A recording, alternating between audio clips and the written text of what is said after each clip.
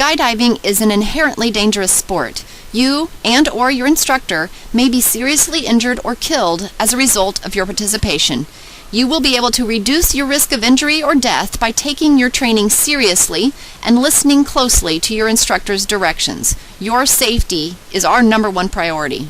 Please turn off your cell phones while we are training because this is really cool stuff. You are gonna want to see this. But first, some fine print. This tandem training video exceeds minimums required by the FAA FAR Section 105.45 as recommended by USPA, as guided by Strong Enterprises. The briefing must include the procedures to be used in a case of emergency with the aircraft or after exiting the aircraft, while preparing to exit and exiting the aircraft, freefall, operating the parachute after freefall, landing approach, and landing. In other words, we're training you as the FAA requires, and then some. At Skydive Kansas, we offer tandem training that's different from just a tandem ride. What does that mean? That means you are allowed to participate in this skydive to the fullest extent that you can. It's like choose your own adventure. Tandem was originally designed in 1983 as a training tool, paralleling how we learn best. Just like how we learn how to drive a car, you go with someone and can do much of the tasks yourself, but the instructor is there to take over in case you need help. We will teach you how to be in the right body position, how to be aware in freefall, how to read your altimeter so that you know how high we are, and how to pull the parachute open for yourself. We also teach you how to help steer and land the parachute. That sounds like a lot to remember. Your instructor can take over most tasks if you forget. There are, however, 2 important jobs that your instructor cannot do for you. While you watch this video, see if you can figure it out. After you watch this video, a tandem instructor will ask you questions and answer any questions you may have, then physically practice with you. After that, we will coordinate with Manifest so we can sequence tandem students in order. We will let you know when it's your turn to jump. We can break up the skydive from start to finish in 6 parts. First, you gear up, then you ride in the plane, then you exit the plane, go into free fall, deploy then steer your canopy to the ground for landing. Your instructor will let you know when it is time to gear up. Prior to gearing up, you need to remove jewelry, empty your pockets, and use the restroom. We will give you a jumpsuit to put on over your clothes. We will assist you in putting on your harness. Simply step in, pull the leg straps up, then put your arms through like a vest. We will do the rest. In addition to the harness, you will also have an altimeter on your wrist, worn like a watch. This altimeter tells you how high you are above the ground. The big numbers are in thousands of feet. You will also be given goggles to protect your eyes and a helmet to protect your head and ears. The equipment you will be jumping with is state-of-the-art technology manufactured by the people who invented tandem jumping. It is equipped with a computer-based automatic opening device for the reserve parachute. Your instructor has a handle to open the main parachute, and so do you. You will walk out to the airplane with your instructor. Watch out for the propeller and approach only from behind and only with your instructor. Your instructor will tell you where to sit in the airplane. Watch your head on the wing and the door. You will wear your seatbelt and leave it on until instructed to take it off. If there is any emergency during the plane ride, follow your instructor's directions. You may be asked at any time to get into the arched body position or give yourself a hug by placing your hands on your harness. Do not try to adjust your harness yourself. It may seem loose while you're sitting hunched over in the airplane, but leave it alone. If you are unsure or feel uncomfortable, tell your instructor. But be assured your instructor will check that you are tight and secure before exit. The plane ride takes about 20 minutes, so relax and enjoy the view of Melbourne and Pomona lakes. Our normal exit altitude is anywhere from 10,000 to 12,000 feet, but we may exit as low as 8,000 feet. When you are almost at exit altitude, your instructor will direct you to get into position so he can attach the harness you are wearing to his parachute container. You will be attached at 4 places: at the top right and left, and at the hip right and left. Your instructor will also show you where your main ripcord is, which would be to your right hip behind you. You can feel with your right hand where the ripcord is, but don't pull it in the airplane or your skydive will be over before it begins. Your instructor will also tighten the straps on the side to make the two of you as close as she can. You may have to sit hooked up ready for exit for a couple of minutes. When the plane flies over the airport at jump altitude, the door will be opened. When the door opens, it will become windy, loud, cooler. Before exiting, your instructor will ask you if you are ready to skydive. Then you and your instructor will move together into position to get ready for exit. You will set your feet outside the door. You can even curl them under the bottom of the plane in preparation for the arch. Then give yourself a hug and put your head back, again in preparation for the arch. Take a deep breath and let it go. Relax. Yeah, right. When I'm about to hurl a planet at my face. Soak this moment in. You are about to jump out of a perfectly good airplane. Your instructor will give the command to leave the plane by rocking gently and saying, "Ready, set, arch."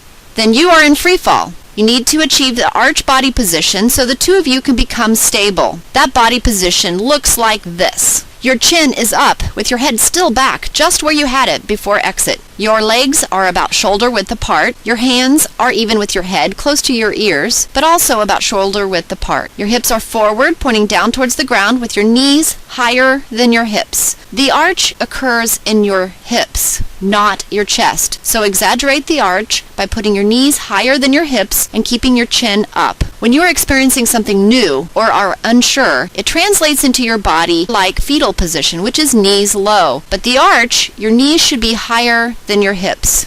Arch and keep that body position, holding still. Your instructor can compensate somewhat for errors in your body position, but only if you work as a team. I want to see that again. Set your feet out under the plane. Give yourself a hug. Put your chin up, head back. Big breath. Here we go. Ready, set, arch. As soon as the tandem team is stable, your instructor throws a drogue to slow the speed so that you can fall at the rate of a single skydiver. The drogue is also necessary for the deployment of the parachute. You will know that the instructor has thrown the drogue because she will give you a thumbs up. If you don't see the thumbs up, no worries. You are now in free fall, going towards the earth at a mere 120 miles an hour. But it doesn't feel like you are falling since you are going a constant rate. You feel like you are completely free and flying on a cushion of air. During this time, continue to maintain the arch by having your knees higher than your hips and your chin up. You may gently move your arms and head and look around. If you are getting video or still pictures, you can look for the photographer in free fall. Maintain your arch, but you will need to move your head to look left to read your altimeter. Free fall lasts around 40 seconds. That's really not a long time. Have you ever stood hungry in front of the microwave waiting on that burrito? 45 seconds can be a long time. You can make the most out of your free fall time and make the time last longer if you have active awareness instead of passive awareness. You keep your awareness about you and move your attention between yourself, the altimeter, and this amazing view of the world like you've never seen it. We call that circle of awareness. Me, altimeter, the world. Me, altimeter, the world.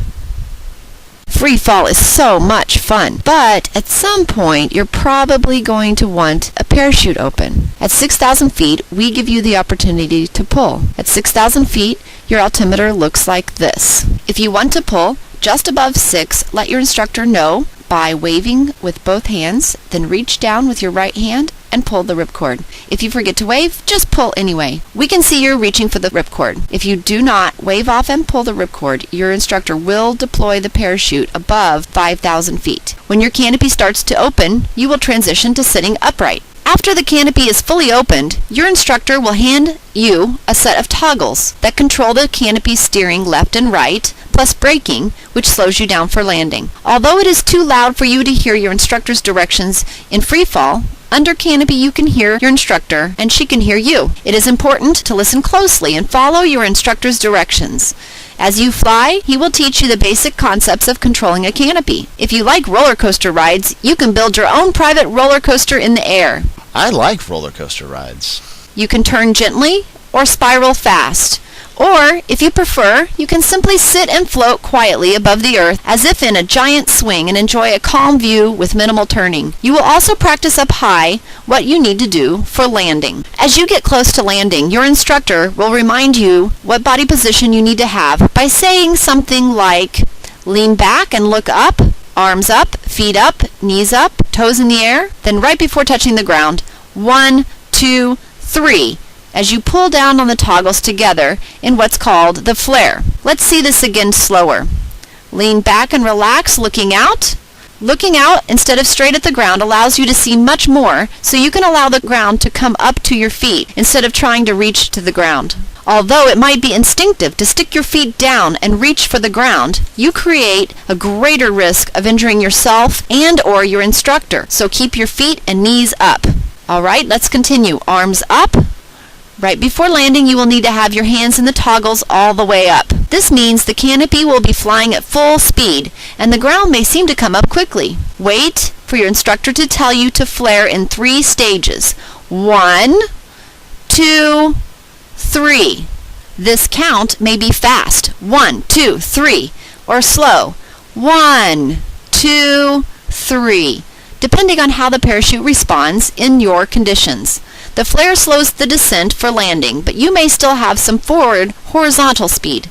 That's okay. That's why you need to keep your feet and knees up and let the ground come up to you. Once your feet have touched the ground, let go of the toggles so the canopy can be collapsed. Depending on the winds, temperature, density, altitude, your weight, your contribution to the flare, the timing of the flare, and many other unpredictable factors, you may have anything from a stand-up tiptoe landing to a sitting or sliding landing to what we call a crash and burn landing. In most cases, a coordinated sliding landing is preferred to reduce the possibility of injury. Unless your instructor tells you differently, exactly upon landing, plan on sliding in. Once you have landed, your instructor will unhook your harness from his container so you can separate and celebrate your jump. The world of skydiving is amazing. If you enjoyed this skydive and want to do more training towards jumping solo or eventually earning a skydiving license, Skydive Kansas can help you meet your goals. We offer an innovative, individualized training program that is tailored to your pace. Visit skydivekansas.com/students and skydiveschool.org for more. What does it take to jump solo? In order to jump solo, you must have pulled twice on tandem and have assisted in the descent under the parachute to understand the landing pattern. Then visit skydiveschool.org and study in order to do the ground school. Your instructor can tell you more about this program. Just ask us. Solo student jumps get less expensive as you take on more responsibilities for the jump. Are you ready to skydive?